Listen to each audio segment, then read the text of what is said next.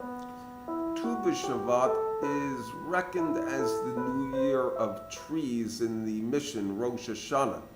And the Shulchan Aruch Paskins rules that we are not to say Tachanun on that day, the penitential prayer that we say every day.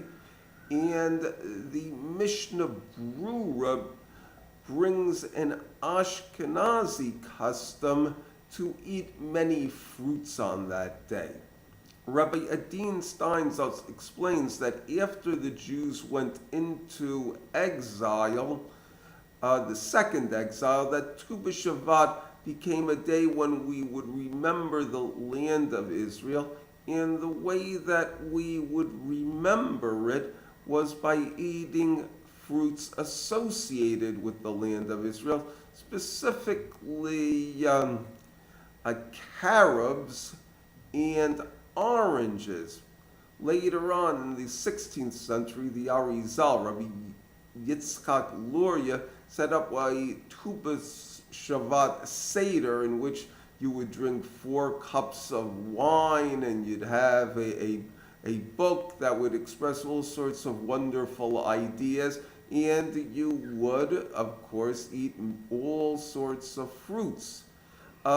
Today, people will do the Seder, but what you'll often see is that people will have a festive meal, and in between eating the various fruits, they will say one of the Shir Hamalas, and some to say that all of them are Shir Hamalas that you like or that's your choice. They're easy psalms, and they're ones that are very penetrating and are very pleasant and enjoyable. It's especially meritorious to eat the Shiva Minim, the 7 species, by which the land of Israel is praised. That's in Parshas Eikav, the book of Devarim.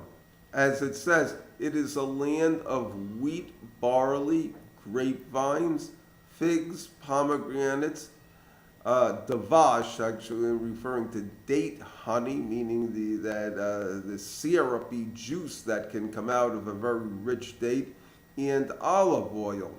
In 1890, the religious nationalist rabbi Zev Yavitz had his students plant trees in the Israeli settlement of Zichron Yaakov on Tu B'Shavat. And the practice caught on, and what you would have in America and other places is that they would raise money around Tu B'Shavat for the purpose of planting trees in Israel, and the people who actually paid enough money, wasn't all that much money, would get a nice little certificate from the Jewish National Fund. Now, it's often asked why carobs are popular as a traditional food on Tu B'Shavat. Now, some people will tell the story of Rabbi Shimon Bar Yochai, how when he was fleeing and hiding out from the Romans, he stood in a cave, and during that time he lived on carobs. There's also another story about a tzaddik named Honi Hamagel. There's other stories about him as well. And this story is that it occurred after the destruction of the first temple. And he was pondering the verse in Psalms when the Lord brought back the captivity of Zion. It was like we were in a dream. And he asked himself, he wondered, can a person dream for 70 years? And what happened was he was traveling to Jerusalem and he chanced upon a man planting a carob tree. He asked him, how long does it take for you to get fruits from this tree? And the man replied, 70 years. And it was an old man, and he said, well, do you really expect to eat from this tree?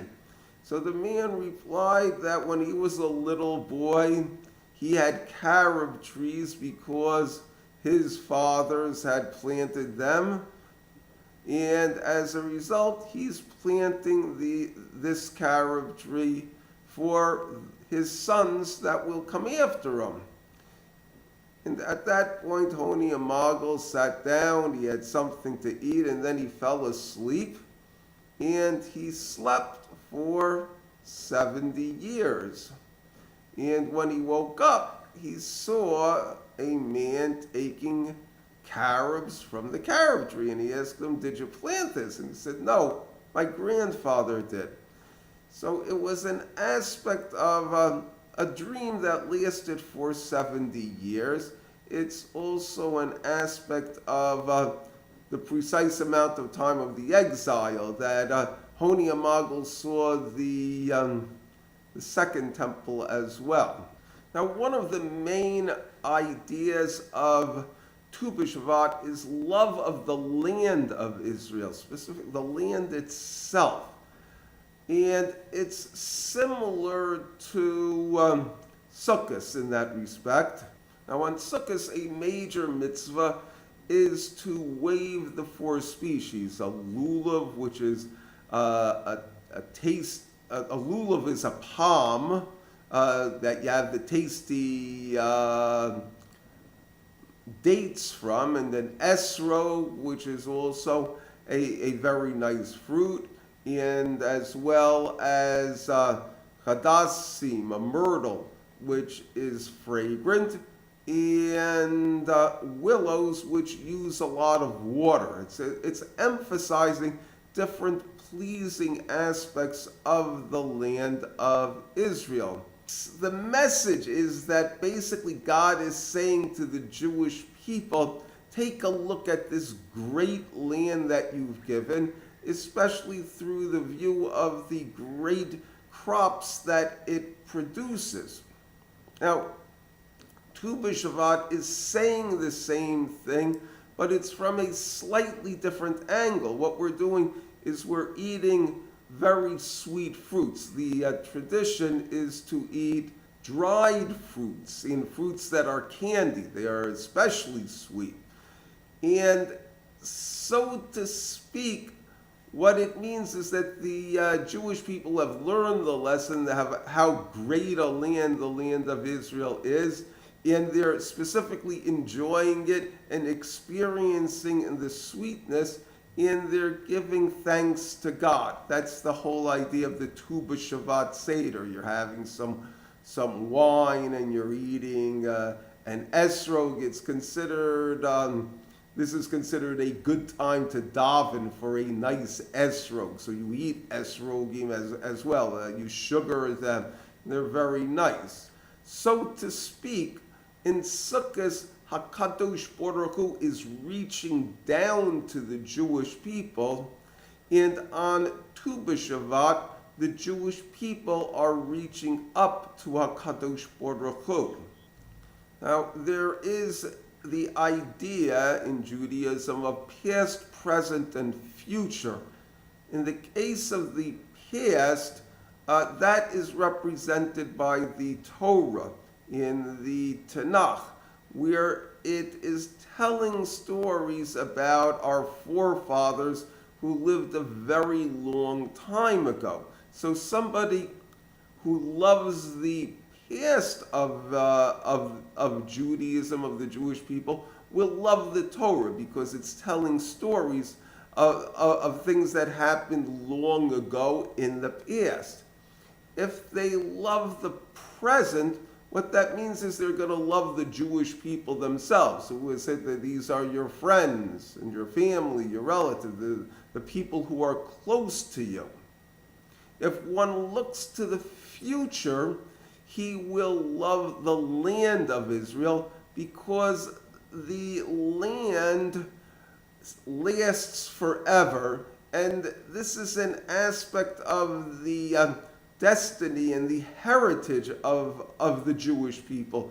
So to speak, you could say, well, however distant the Jews may be right now, looking at it from a nationalist standpoint, the time will come that they really will live up to their heritage and their mission. And however scattered the Jewish people may be, they're not going to fulfill this destiny as a nation if they're scattered among the nations. The only way they can fulfill it is by being in their own land. So it's the idea of an ingathering of exiles. And the idea is that even though these dreams may be very distant, the land will last forever. Therefore, one can cling to the expectation that someday they will be fulfilled. Thank you.